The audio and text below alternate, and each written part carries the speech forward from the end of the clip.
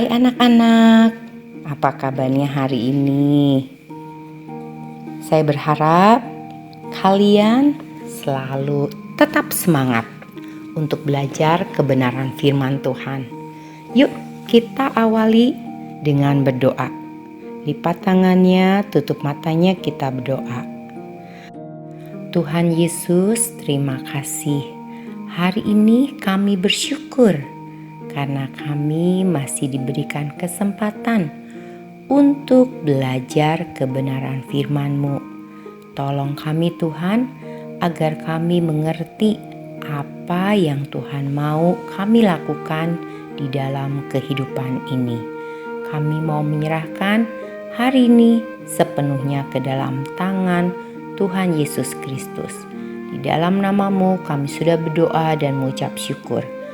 Amin. Judul firman Tuhan hari ini, Tuhan Yesus menyembuhkan orang kerasukan dan ibu mertua Petrus. Natsnya diambil dari Lukas 4 ayat 31 sampai 44, Markus 1 ayat 21 sampai 39, dan Matius 8 ayat 14 sampai 17. Anak-anak, cerita minggu lalu Tuhan Yesus berhasil keluar dari kerumunan orang banyak yang hendak melemparnya ke tebing. Tuhan Yesus ditolak oleh orang-orang yang ada di kota apa? Ya, orang di kota Nazaret. Mereka menolak Tuhan Yesus, sehingga tidak banyak mujizat yang Tuhan Yesus lakukan di Nazaret. Sangat berbeda dengan orang-orang di Kapernaum. Di Kapernaum, Tuhan Yesus sering melakukan mujizat yang luar biasa, karena banyak orang yang percaya kepada Tuhan Yesus di kota ini. Setelah Tuhan Yesus ditolak di Nazaret, kemudian Tuhan Yesus pergi ke Kapernaum dan mengajar. Setiap hari Sabat, kembali Tuhan Yesus mengajar di rumah-rumah ibadat di kota Kapernaum. Seperti biasanya orang banyak mendengarkan Tuhan Yesus mengajar. Mereka menjadi takjub atau sangat terpesona, kagum mendengar pengajaran Tuhan Yesus. Mereka tahu bahwa perkataan Tuhan Yesus penuh kuasa, tidak seperti pengajar-pengajar lain yang juga sering mereka dengarkan. Anak-anak, tentu saja perkataan Tuhan Yesus penuh kuasa, sebab Tuhan Yesus memiliki kuasa besar yang tidak dimiliki manusia. Tuhan Yesus adalah Allah yang berkuasa atas segala sesuatu yang ada di surga dan di bumi. Jadi, pasti perkataan Tuhan Yesus penuh dengan kuasa, dan kuasa itu berasal dari dirinya sendiri. Kuasa yang sangat besar dan tak tertandingi. Pada waktu Tuhan Yesus sedang mengajar di rumah ibadat di Kapernaum, di dalam rumah ibadat ada seorang yang kerasukan setan dan berteriak. Orang kerasukan setan itu artinya di dalam dirinya ada roh setan yang menguasainya, dan orang itu berteriak-teriak. Anak-anak, orang yang kerasukan setan biasanya mengeluarkan kata-kata yang bukan dari dirinya sendiri, tetapi roh setanlah yang berkata-kata dengan menggunakan mulut orang itu. Nah, waktu itu juga orang itu berteriak dengan suara keras. Yuk kita baca dari Lukas 4 ayat 34. Hai engkau, Yesus orang Nazaret, apa urusanmu dengan kami? Engkau hendak membinasakan kami? Aku tahu siapa engkau, yang kudus dari Allah. Kamu perhatikan anak-anak, perkataan roh setan itu. Ternyata setan itu mengetahui nama Yesus yang berasal dari Nazaret. Bahkan setan tadi tahu tujuan Tuhan Yesus datang ke dunia ini untuk menghancurkan setan dan segala pekerjaan setan. Roh setan itu juga mengakui bahwa Tuhan Yesus adalah yang kudus dari Allah. Setan itu sebenarnya takut kepada Tuhan Yesus. Apakah kamu percaya Tuhan Yesus memiliki kuasa besar dalam namanya yang bisa mengalahkan setan? Kalau saya percaya akan kuasa yang dimiliki Tuhan Yesus. Kita pernah menghafal 1 Yohanes 4 ayat 4 yang mengatakan bahwa roh yang ada di dalam diri kita lebih besar dari roh yang ada di dalam dunia. Roh yang ada di dalam diri kita adalah Roh Kudus, Roh Allah sendiri. Sedangkan roh yang ada di dalam dunia adalah roh setan. Kuasa Roh Kudus ada dalam diri setiap orang yang percaya kepada Tuhan Yesus. Dengan kuasa Roh Kudus, kita diberi kesanggupan untuk mengalahkan roh-roh yang ada di dalam dunia ini. Jika kamu sudah percaya kepada Tuhan Yesus, ingatlah hal ini, bahwa Roh Kudus yang ada di dalam diri kamu lebih besar kuasanya dari roh apapun yang ada di dalam dunia ini. Jadi jangan takut dengan roh setan, karena roh setanlah yang takut kepada Tuhan Yesus. Ketika roh setan itu berteriak-teriak kepada Tuhan Yesus, ia sedang menunjukkan ketakutannya, dan mendengar teriakan roh setan itu, maka Tuhan Yesus menghardik roh setan. Tuhan Yesus berkata, "Diam dan keluarlah daripadanya." Demikian Tuhan Yesus memerintahkan roh setan itu keluar dari orang itu. Coba kamu tebak apa yang terjadi ketika Tuhan Yesus mengusir roh setan itu. Alkitab katakan roh setan itu menggoncang-goncangkan tubuh orang itu, lalu menghempaskannya ke tengah orang banyak, tapi tidak menyakitinya, dan roh setan itu keluar dari tubuh orang itu. Wah, sungguh kuasa yang sangat besar. Setan takut kepada Tuhan Yesus. Melihat peristiwa itu, orang banyak menjadi takjub.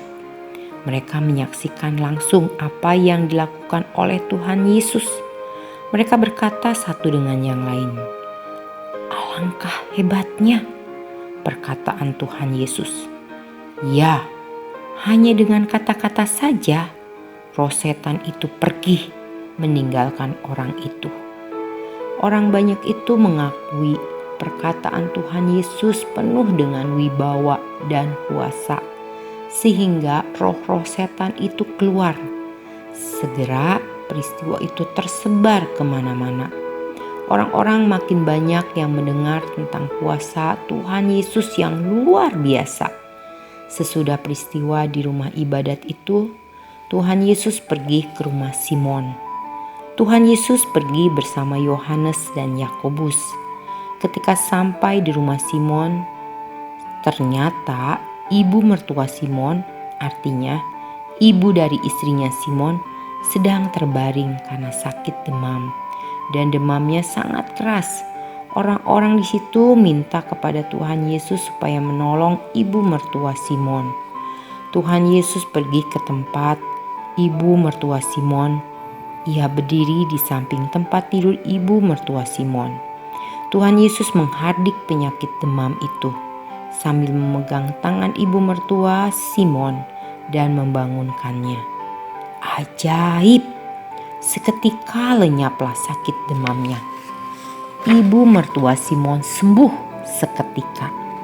Sungguh perkataan Tuhan Yesus penuh dengan kuasa.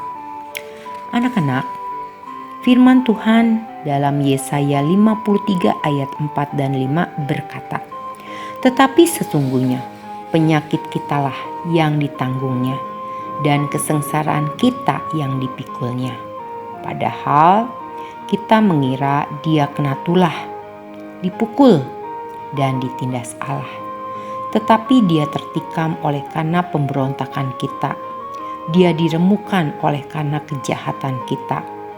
Ganjaran yang mendatangkan keselamatan bagi kita ditimpakan kepadanya, dan oleh bilur-bilurnya kita menjadi sembuh. Firman Tuhan memberitahukan pada kita bahwa Tuhan Yesus punya kuasa menyembuhkan. Karena Tuhan Yesus datang ke dunia ini untuk menanggung segala dosa kita, segala sakit penyakit kita, segala kelemahan kita di kayu salib, supaya kita mengalami kesembuhan dan terutama kita mengalami keselamatan kekal. Kuasa kesembuhan itu bisa dinyatakan dalam hidup kita bila kita percaya kepada Tuhan Yesus yang sudah disalibkan dan dibangkitkan. Tuhan Yesus menyatakan kuasa kesembuhan bagi ibu mertua Simon untuk menyatakan bahwa dirinya adalah Mesias, Juru Selamat yang datang bagi semua orang.